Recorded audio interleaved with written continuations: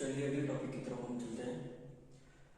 Coordination chemistry में जब हम कोऑर्डिनेशन कॉम्प्लेक्स कंपाउंड की बात करेंगे उससे पहले हमें ये पता होना चाहिए कि इनऑर्गेनिक कंपाउंड कौन कौन से टाइप के होते हैं।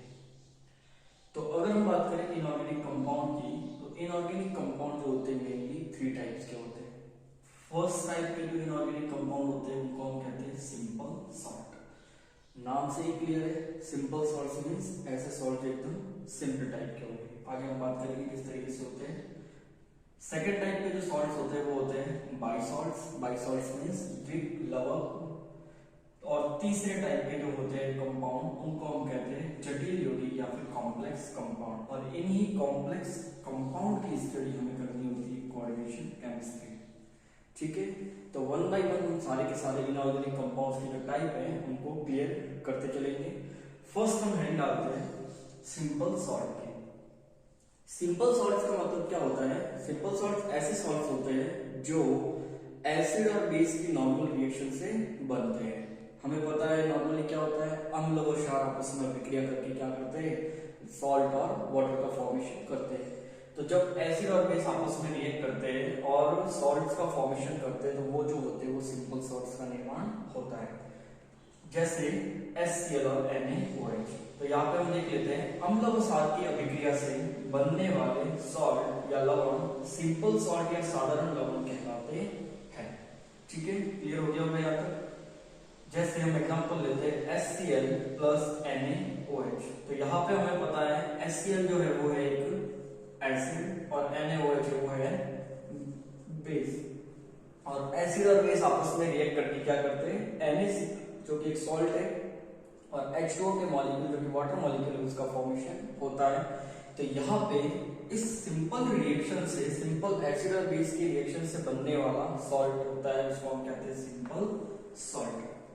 अब देखो यहाँ पे सबसे मेन चीज है कि सिंपल सॉल्ट्स की कैरेक्टरिस्टिक क्या क्या होती है, क्योंकि इन्हीं से हमें क्लियर होगा कि तीनों टाइप के जो हम बात करेंगे इनऑर्गेनिक कंपाउंड्स की, इनमें फर्क क्या क्या है, डिफरेंस क्या क्या है।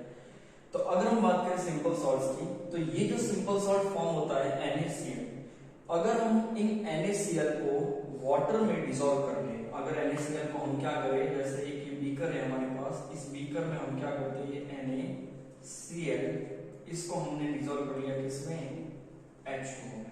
तो जैसे ही हम इसको वाटर में डिसॉल्व करेंगे तो ये NaCl क्या होगा, अपने आयंस में डिसोशिएट हो जाएगा और यहाँ पे बन जाएगा Na+Cl-। कहने का मतलब ये NaCl जिन आयन से फॉर्म हुआ था, मींस इसके पेरेंट आयन, इसके रचक आयन कौन कौन से थे, Na प्लस और Cl माइनस, इन्हीं दोनों के आपस में रिएक्शन से NaCl का फॉर्मेशन हुआ था। तो सॉलिड स्टेट में तो ये NaCl के फॉर्म में रहता है, क्रिस्टल फॉर्म में, पर जब अपन इसको क्या करते हैं, पानी में डिसॉल्व कर लेते हैं तो ये अपने पेरेंट आयन में टूट जाता है, आयनाइज हो जाता है। तो सिंपल सॉल्ट, ये सॉल्ट है यहाँ पे, सिंपल सॉल्ट्स में वियोजित हो जाते हैं तथा अपने रचक पेरेंट आयनों में टूट जाते हैं। मींस इनको हम क्या करते हैं, जल में वियोजित करते हैं, जल में डिसॉल्व करते हैं, तो ये अपने पेरेंट आयन में टूट जाते हैं।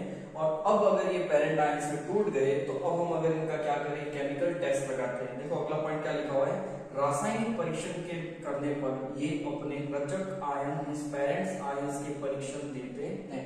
सिंपल सी बात है, जब हम इसको क्या करते हैं, डिसॉल्व करते हैं, तो डिसॉल्व स्टेट में हमें पता है इसमें क्या आ गया, Na+ और Cl-, दोनों के दोनों क्या हो गए, सेपरेट हो गए। तो जब हम इसका क्या लगाएंगे, केमिकल टेस्ट लगाएंगे,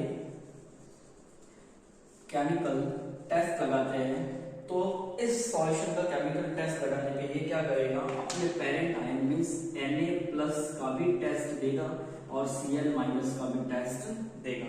इट मींस ये टेस्ट, केमिकल टेस्ट लगाने पे ये हमें बताएगा कि इसमें Na+ भी प्रेजेंट है और Cl- भी प्रेजेंट है।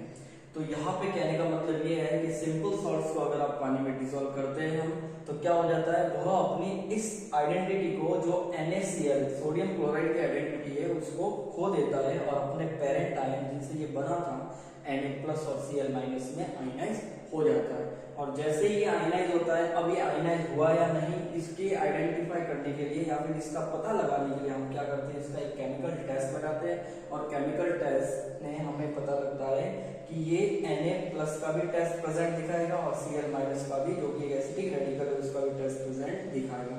जो कि यहाँ पे ये प्रूफ हो जाएगा कि जो NaCl बना हुआ है वो NaCl क्या हो जाएगा, अपने आयनों में आयनाइज हो जाता है और ये सिंपल सॉल्ट लंबे टाइम तक अपने इसी सॉलिड स्टेट में या फिर NaCl की स्टेट में बने हुए नहीं रहते हैं।